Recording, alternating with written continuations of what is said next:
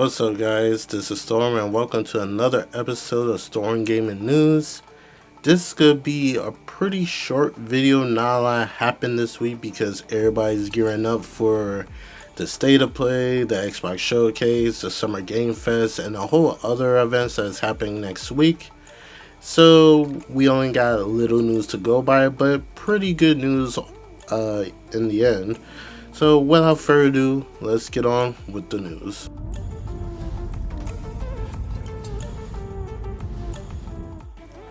We got the official confirmation that The Witcher 3 is getting a brand new expansion that is set to release in 2027, and it's called The Witcher 3 Wild Hunt Songs of the Past.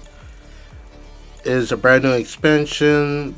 By the looks of it, will take place after the last expansion, and I have a theory this might tie in. Well, not really tie into, but at least bridge the gap for Witcher 3 and 4.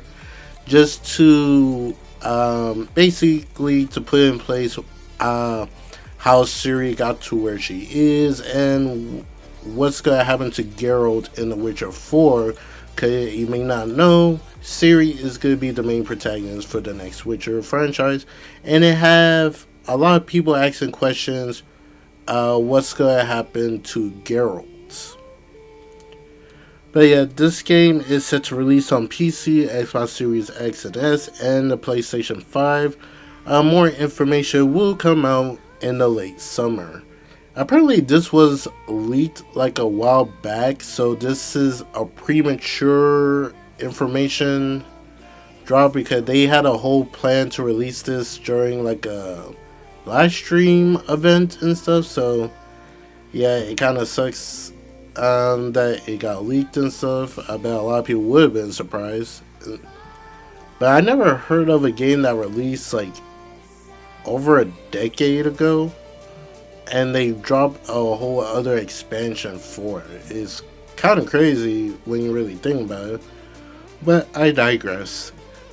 Well, hopefully the fans for the Witcher franchise will enjoy the game when it releases sometime next year.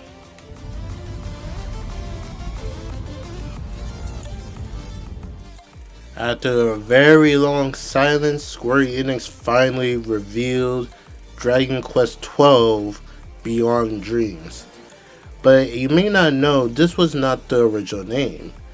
Matter of fact, it had a whole different logo. Apparently, during the development of the original Dragon Quest XII that they were working on, some stuff was going on behind the scenes, and it resulted the developers to restart the whole development.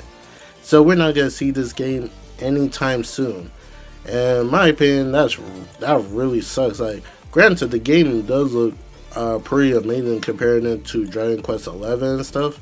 But it's like, I kind of like the old logo from the original what Dragon Quest XII was going to be and stuff. But I guess I could warm up to this one because the last logo just gives off like a darker feel to the story, but I digress. At least we're finally got some look of Dragon Quest XII that have been silent for a very long time, and I'm kind of curious what does this mean for the other Square Enix projects, but I guess we'll just have to wait and find out.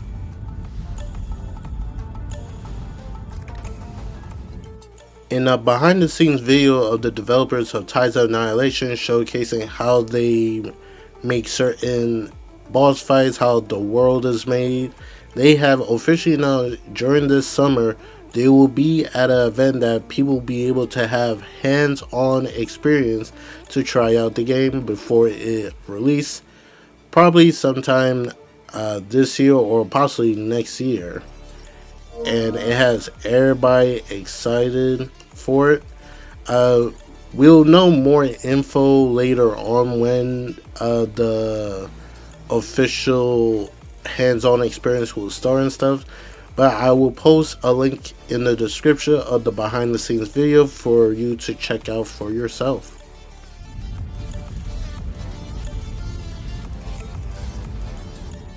the surprise of a lot of people, Valve have raised the price of the Steam Deck in the US. Now the price is for a 1 terabyte OLED Steam Deck is now from $649 to $949, and a 512 gigabyte OLED is from $549 to $789, and they are still out of stock. This is pretty crazy because now the 1 terabyte Steam Deck is now more expensive than the PlayStation 5 Pro, which is pretty wild when you really think about it and stuff. So it's like, goddamn. But the funny thing is, when prices was ready for the PlayStation, a lot of people had stuff to say about it. I didn't really see that much people talk about the Steam Deck price going up. And there was actually some even defending Valve for the price increase. But hey, that's a whole conversation for another time, because it is crazy, and it just shows that some people have a clear bias for a certain product and stuff. Everybody have their own bias when it comes to it and stuff, but at least there's some people who will criticize when the product does something wrong. And the fact that some people try to flip this around to the console player base because of the price increase is really outrageous, and I don't see why that's a thing. But that's just me.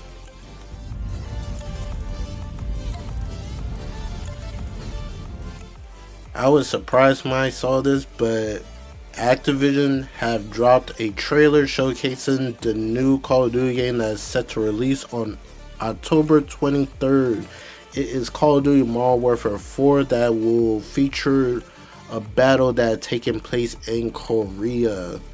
And we got the boys back. We got Captain Price and Ghost, but it looks like Price have done something bad and up to Ghost and some rookie to take them out, apparently.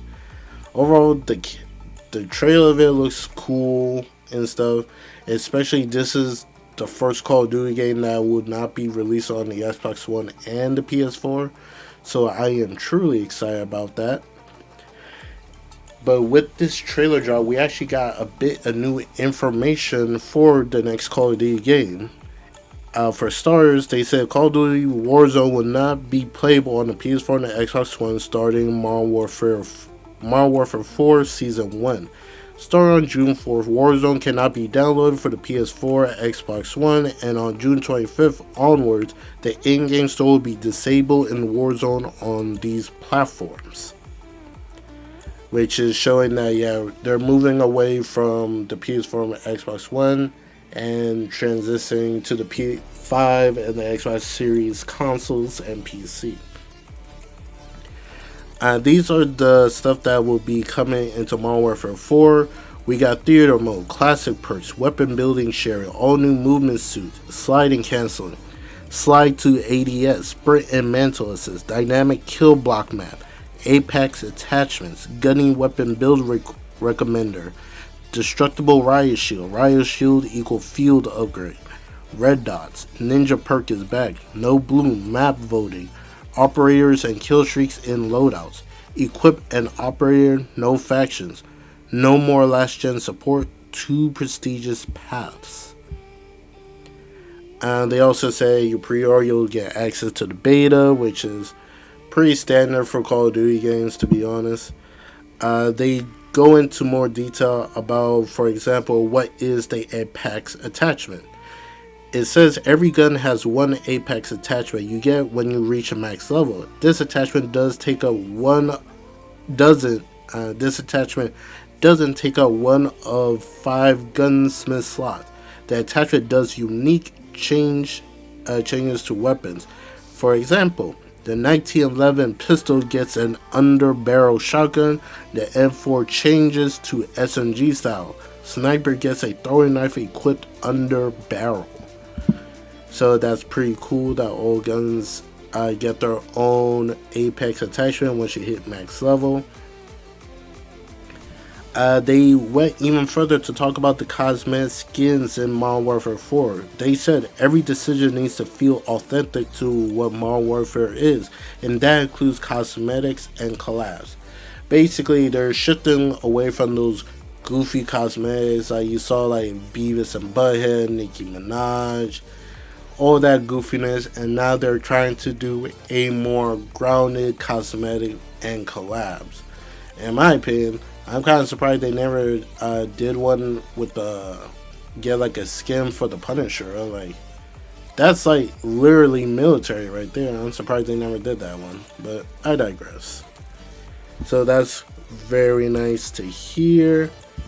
We're probably gonna see more at the Xbox Showcase. That's on June 7th, so keep your eyes peeled for that to show up. I'm kind of surprised they dropped this now instead of showing it at the Xbox Showcase. To be honest, like judging how the trailer looked and stuff, I think it would have been a cool thing to show off. Granted, it definitely is a lot better than the Black Ops 7 reveal at their last showcase. But yeah, can't wait to see more. There should be like previews and dev talking about Modern Warfare 4. I'm definitely going to take a look at those. If you want to check them out, I will post a link to the description if I find any.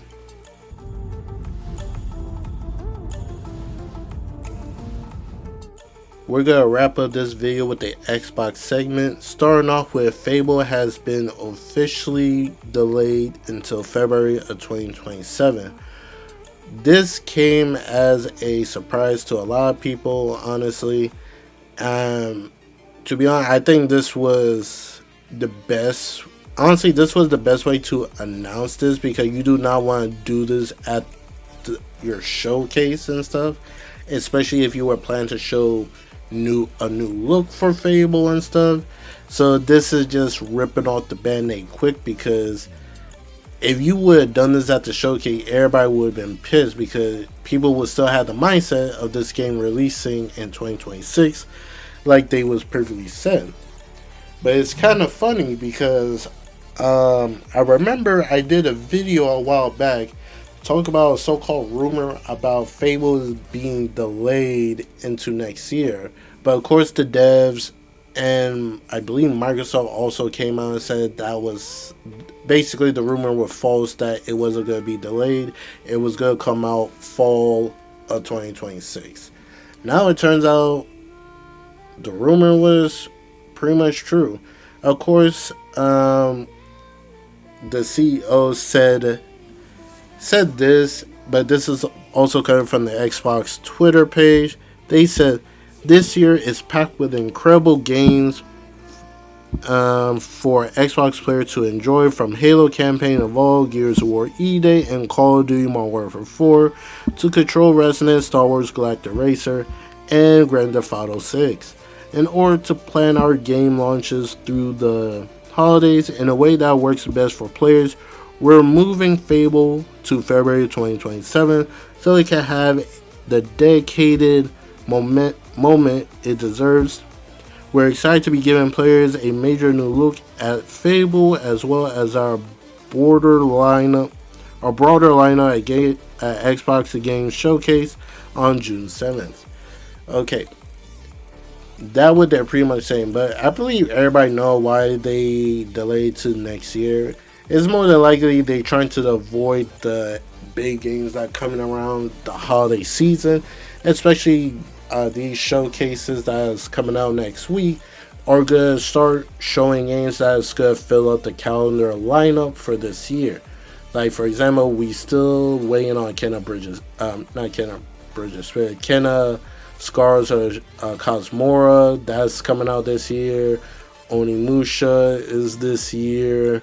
Tides of Annihilation, I guess it's supposedly still coming out this year, but that could come out in 2027. We don't know for sure. We got those games. And just for the fall season alone, we got 4 games coming out in September. We got Phantom Blade Zero, Marvel Wolverine, and I can't remember the 2 other games, but those are set to come out in September. And also now you got October, which have not GTA, Modern Warfare 4 that's coming out by the end of October, and you got GTA 6 coming out November 19th. And also, they're still planning on releasing the Halo game this year, and supposedly Gears of War E-Day is coming out this year and stuff. So, if you really think about it, there was no room for Fable to release that wouldn't cannibalize it. Because, like, yeah, people love Fable and stuff, but compared to those, well, besides Phantom Blade Zero, the other games are really big names, like GTA 6. That's like, people say that's like the biggest game for 2026. Marvel Wolverine, like, everybody knows Wolverine and stuff. So that's another thing.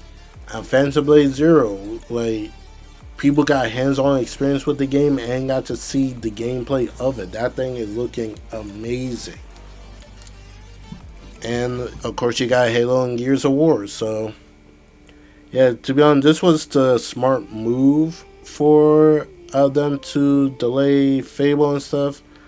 Hopefully, them moving into February, there will be no big game that could cannibalize on it, so it could have its own legs to run and have people be able to enjoy without getting hit with the FOMO. But with this news, they also announced basically what people are going to be seeing for the Xbox Showcase. They said that it will focus on games releasing in the next 12 months. Like, honestly, we heard that before. There will be no Project Helix information. So if you was thinking they would reveal any information on the next Xbox, that's not going to happen. The CEO already confirmed that they was going to wait till by the end of this year to do any information on the next Xbox. And there will be no discussion for their broad strategy discussions. Basically, Xbox strategy for their whole goal is trying to make Xbox bigger than what it was and all that. Try to do better, try to regain some of that fan base. All those plans that they are thinking about to do, they will not talk about it here.